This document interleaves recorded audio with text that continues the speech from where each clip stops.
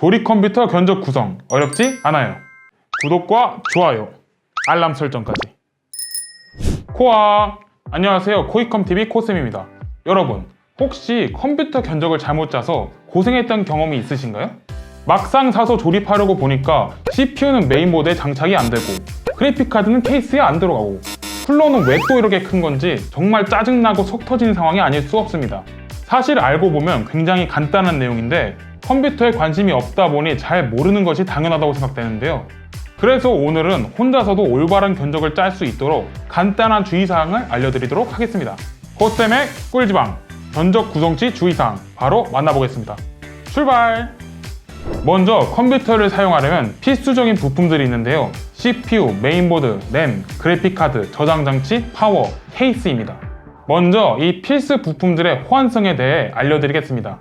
첫 번째로 제일 중요한 CPU와 메인보드입니다. 가장 많은 분들이 실수하는 내용 중 하나인데요. 인텔 CPU와 AMD 메인보드 또는 AMD CPU와 인텔 메인보드로 구성하는 경우가 꽤 많이 있습니다. 종류가 워낙 다양하다 보니 많이들 헷갈려 하시기 때문에 가장 중요한 내용이라고 할 수 있습니다. CPU는 인텔과 AMD 두 제조사가 있는데요. i5, i7 등으로 불리는 것이 인텔 CPU이고 3600, 5600X, 5800X 등의 라이젠이라 불리는 것이 AMD CPU입니다. 두 CPU는 생김새부터 다르기 때문에 호환되는 메인보드도 다른데요. 먼저 인텔 CPU는 현재 10세대까지 출시가 되었습니다. 그리고 각 세대마다 호환되는 메인보드가 다른데요. 10세대 기준으로 H410, B460, H470, Z490의 제품들과 호환이 가능합니다. AMD CPU는 현재 라이젠 4세대까지 출시가 되었는데요. 인텔과 다르게 모든 CPU의 모양이 같아서 모든 메인보드에 장착은 가능하지만 메인보드의 바이오스 버전에 따라 호환이 안 될 수도 있습니다. 라이젠 4세대 기준으로 호환 가능한 메인보드는 A520, B450, B550, X470, X570의 제품들이 있습니다. 이전 세대인 라이젠 3세대 제품들도 아직 현역이라서 방금 말씀드린 메인보드들은 모두 호환이 가능하고요. 추가로 A320 메인보드까지 사용이 가능합니다.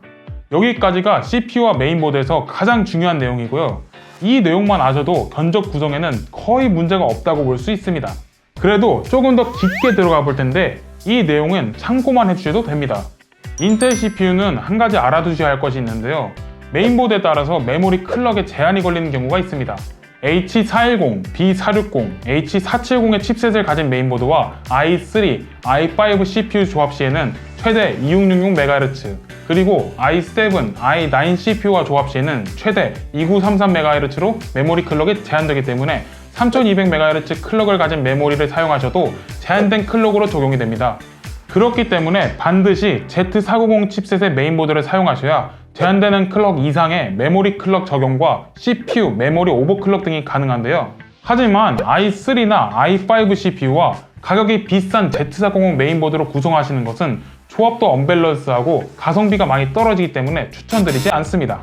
그리고 인텔 CPU의 경우 네이밍 뒤에 K나 F, KF 등의 알파벳이 붙는 것을 보셨을 텐데요. K는 오버클럭의 가능 여부, F는 내장 그래픽의 유무를 뜻합니다. 예를 들어 i7 1700처럼 아무런 알파벳이 붙어있지 않으면 오버클럭 불가능, 내장 그래픽 있음. K만 붙어있으면 오버클럭 가능, 내장 그래픽도 있음. F만 붙어있으면 오버클럭 불가능, 내장 그래픽도 없음. KF가 붙어있으면 오버클럭 가능, 내장 그래픽 없음 이라는 뜻이죠. 그렇기 때문에 오버클럭을 하실 건지 내장 그래픽을 사용하실 건지 등에 따라 CPU도 잘 고르셔야 합니다. 하지만 이와 반대로 AMD 라이젠 CPU는 모든 메인보드에서 메모리 오버클럭이 가능하고 A520, A320을 제외한 나머지 보드들은 CPU 오버클럭도 가능합니다. 그렇기 때문에 메인보드 선택에 있어 좀 더 폭넓은 선택이 가능하며 메인보드 선택에 헷갈릴 일은 잘 없을 것 같습니다.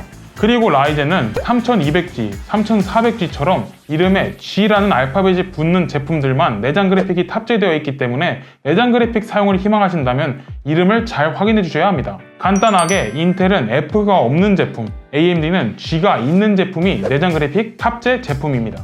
다음은 케이스와 쿨러, 그래픽카드, 메인보드 간의 호환성에 대해 알아보겠습니다. 케이스의 규격은 다양하지만 그중 빅타워, 미들타워, 미니타워 등이 일반적으로 많이 사용되는 규격인데요. 케이스 크기에 따라 장착 가능한 메인보드 폼팩터가 다르기 때문에 호환되는 사이즈를 반드시 확인해야 합니다. 메인보드 폼팩터는 크게 ATX, MATX, ITX 규격에 있으며 ATX가 가장 큰 사이즈입니다. MATX와 ITX는 대부분의 케이스에 장착이 가능하지만 ATX 사이즈의 메인보드의 경우 미니타워 케이스에는 장착이 불가능한데요. 그렇기 때문에 구매 예정이신 케이스의 사이즈와 메인보드의 사이즈를 고려하여 구매하셔야 합니다. 다음은 CPU 쿨러의 높이를 봐야 하는데요. CPU를 구매하실 때 동봉되어 있는 기본 쿨러를 사용하실 것이라면 딱히 상관이 없습니다. 별도로 공랭 쿨러, 순행 쿨러를 구매하시는 경우에만 해당이 되는데요. 케이스가 허용하는 CPU 쿨러의 높이보다 구입하려는 제품의 높이가 낮은지 꼭 확인하셔야 합니다. 쿨러의 높이가 케이스 허용 높이보다 높으면 옆판을 닿지 못하고 사용해야 하는 상황이 발생할 수 있기 때문이죠. 그리고 순행 쿨러의 경우 라디에이터가 달려있기 때문에 케이스에 장착이 가능한지 반드시 확인이 필요합니다. 순행 쿨러는 240mm, 280mm, 360mm 크기를 가장 많이 사용하는데요. 케이스 상세 설명 페이지를 보시면 장착 가능한 순행 쿨러 규격이 있기 때문에 구매하려는 순행 쿨러가 장착 가능한지를 반드시 확인해 주셔야 합니다. 간혹 장착이 가능하다고 나와 있음에도 불구하고 실제 장착 시에 다른 부품과 간섭이 발생되는 경우도 있는데요. 상단에 장착 시 메인보드 방열판, 메모리 등과의 간섭이 있을 수 있고 전면에 장착할 때는 그래픽카드와 간섭이 있을 수도 있습니다.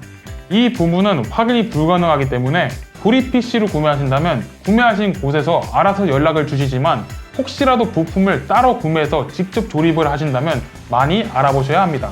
순행 쿨러를 전면에 샌드위치 방식으로 장착하고 싶으시다면 선택하신 그래픽카드 길이에서 플러스 55mm 정도 하시면 되는데요. 예를 들어 긴 편에 속하는 MSI의 RTX 3080 트리오 그래픽카드는 314mm의 길이를 가지고 있습니다. 그렇기 때문에 전면에 순행 쿨러를 샌드위치 방식으로 구성한다면 장착 가능한 그래픽카드 길이가 최소 370mm 이상의 케이스로 선택하셔야 하는 것이죠. 물론 순행 쿨러를 장착하지 않으실 거라면 케이스 스펙 시트에 적혀있는 길이에 내가 고른 그래픽카드가 장착이 되는지만 확인하시면 됩니다. 자, 오늘은 조립 견적 구성 시 주의사항에 대해 알려드렸는데요. 세세한 주의사항은 더 있지만 오늘 말씀드린 내용만 알고 계셔도 충분히 좋은 견적을 구성하실 수 있습니다. 오늘 준비한 영상은 여기까지고요. 세세한 내용은 앞으로 꿀지방으로 계속 알려드릴 예정이니 구독과 알람 설정 해놓으시고 좋은 정보들 놓치지 마세요. 그럼 코밥! 여러분, 코쌤이 걷는 소리는 뭔지 아십니까?